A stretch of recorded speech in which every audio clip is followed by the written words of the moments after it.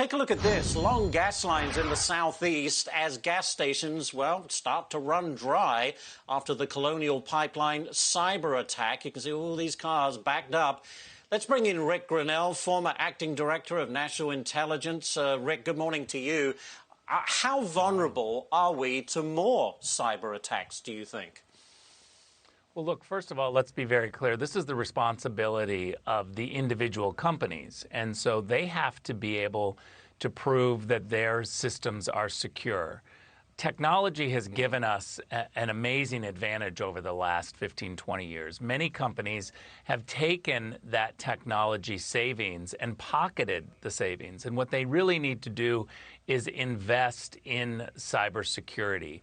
Many companies have not done that. I don't think that it's the responsibility of just the government. Certainly the government can benchmark what the problems are, help figure out who is doing this, and push back on the governments that tend to be responsible for the individuals.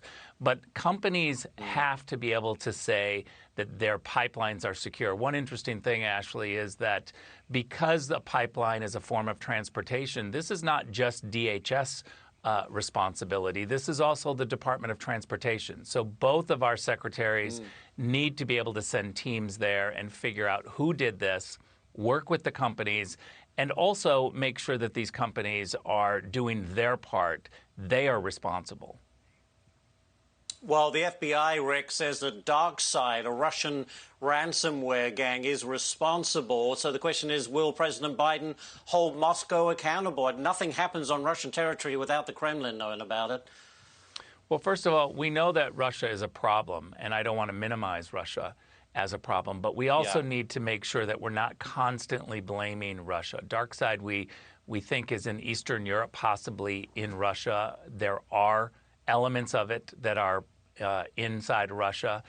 We don't need to simplify this down to all of a sudden say that this is Russia. I'm very concerned that the Chinese, who are much more aggressive with spying and having spies in America on our politicians, on our local politicians, that they love the fact when our media and the Democratic Party jump to blame Russia for everything.